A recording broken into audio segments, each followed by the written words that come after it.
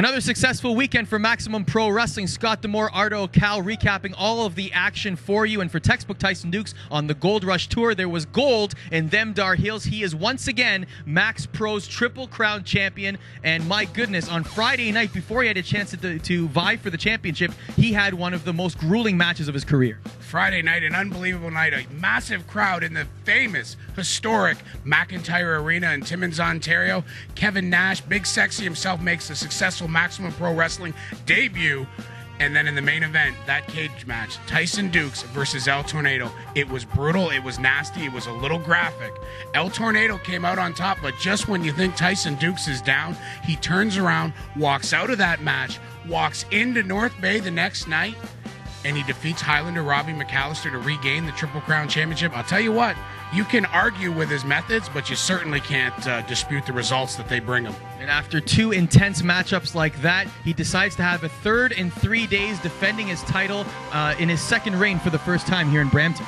He stepped right in here in Brampton. He took on a great young up-and-comer who has impressed me a lot since I've gotten an opportunity to see him on a regular basis, and that's Anthony Fiasco. Fiasco put up a great fight. Tyson Dukes still walks out as the champion, although as always, a little bit of cloud of controversy around. Wasn't a pinfall, wasn't a submission. Tyson Dukes gets disqualified when the Russian Bear, Boris Brezhnev, comes in and interferes. And certainly there's some unfinished business there. Perhaps we can get some answers from our broadcast colleague Dave Blezard, who's standing by with some of the athletes. All right, thanks very much, guys. Dave Blezard standing here with Highlander Robbie McAllister. It has been an up-and-down weekend for you here, Robbie. Tell us a little bit about your experience on the Gold Rush Tour. Let me tell you, up and down. Friday night was great. I beat Manabu Soya to retain my Triple Crown Championship. But unfortunately, in North Bay, it was a little bit of a disaster. The odds were stacked against you. The odds were definitely stacked against me. It was 2-on-1, and unfortunately, Tyson Dukes took those title belts, championship title belts, back from me, but only for the help of one Mr. Bolin. What do you have in store for Bolin in the future here in Max Pro? Let me tell you, I'd like to get back on top of Bolin and beat some sense into him, and after that, I'm coming back after that Triple Crown Championship of Mr. One Tyson Dukes.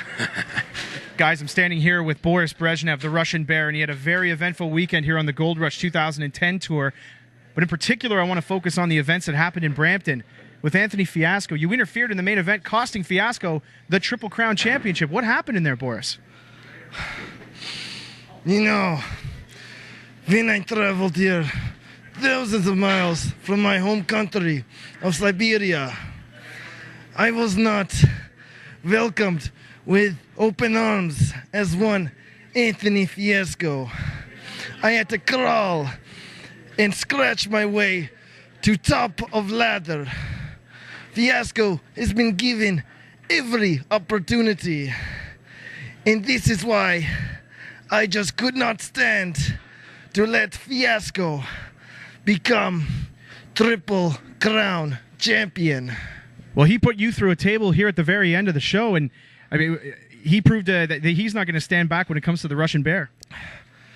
You know, Fiasco might have put Boris through table today, but every dog has one day. And Fiasco, once you enter the cave of the bear, there is no turning back.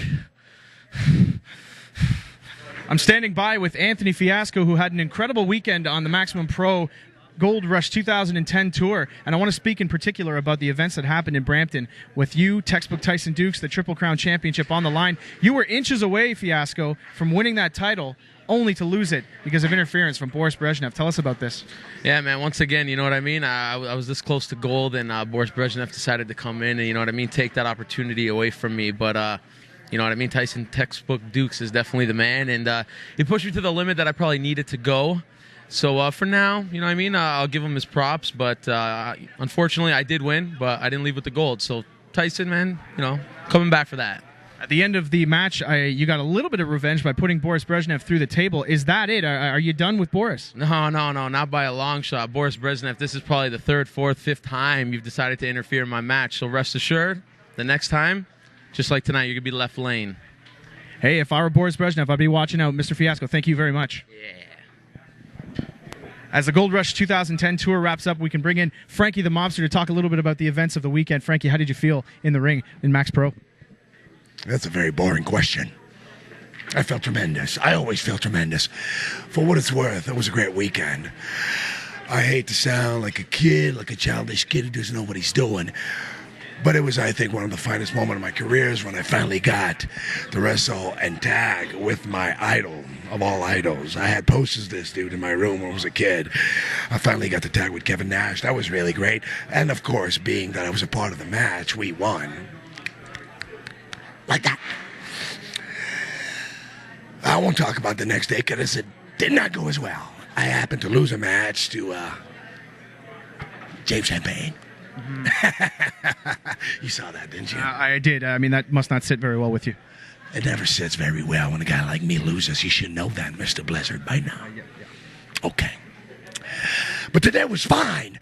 I wrestled Soya, like the sauce, right? Soya, Manabu Soya from All Japan Pro Wrestling. That's his name, right?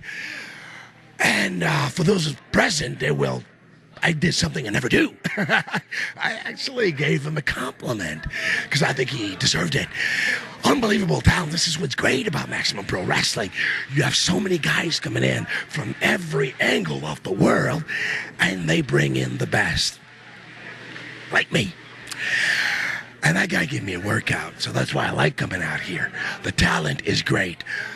Not all of it. Obviously not the guy holding the microphone when you're cutting a promo, or the ones running the company, but the wrestling talent is the best.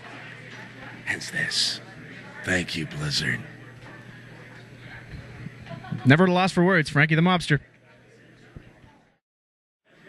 An incredibly physically challenging weekend for all of the stars of Maximum Pro Wrestling, but in particular for one man who I want to bring in here right now, textbook Tyson Dukes. He is the Maximum Pro Wrestling Triple Crown champion. It didn't start off that way this weekend, though, Tyson. Inside of a 15-foot-high steel cage in Timmins, El Tornado took you to the limit and pinned you 1, 2, 3. That cage match was brutal. But let's skip all past that tornado and that cage match. Let's move on to the next night in North Bay, where I took on Highlander Robbie McAllister, and I settled the most heinous injustices ever in this sport, and I regained my Triple Crown championships once again. Instead of cracking the champagne, I decided to come to Brampton the next day. I took on the new up-and-comer Anthony Fiasco. He also took you to the limit in a match in front of a packed house in Brampton. Anthony Fiasco is supposed to be some kind of new up-and-coming hot shot that is supposed to be the big top star. So what did I do? I decided to cut the legs out from underneath him and show why I'm on top. Why he can be one of the best and the greatest little up-and-comers with anybody else. But when it comes to working in this ring with textbook Tyson Dukes, I get the job done. You trying to tell us that Anthony Fiasco is not in your league? Anthony Fiasco ain't even near my league, and this is the proof why. Well, he definitely is the Triple Crown Championship, the Triple Crown champion, and well, he'll tell you the truth. He just won't always tell you all the details. Thank you very much, Dave. And after hearing those comments from both Boris Brezhnev and Anthony Fiasco, I can't wait to see what happens between those two heated rivals. Yeah, I'll tell you what, we've got something brewing there. We've also got something brewing with Highlander Robbie McAllister, who still has some issues to settle with textbook Tyson Dukes.